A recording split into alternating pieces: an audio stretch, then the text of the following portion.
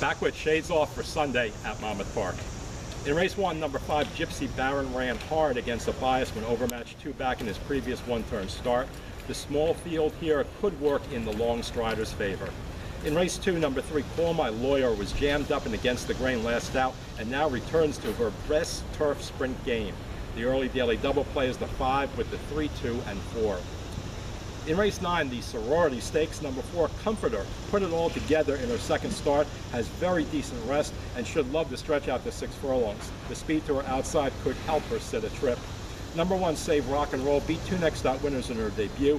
Probably meets a better field here, though, and certainly has high promise in the long term, but 6 furlongs, even though it might help her, may not be her best game at this level.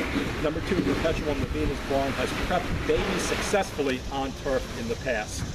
In race 10, number 8, An Imaginary Road, had very difficult trips and setups in his last 2. He cuts back to his preferred 1 mile distance here, while third race off a layoff. Number 3, Ginger Goose, is sharp for a stretch out, but is a tweener distance-wise. Number 1, Squirrel Key, could get a tactical trip once more here.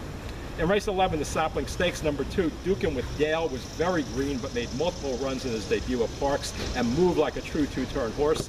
He could improve big time with a start under his belt. Number 2, Pride of Stride, is bred to rout.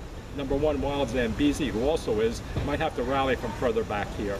And in race 12, number 3, Better Than Safe, hustled up on a dullish rail in her need at last and drops to the basement here.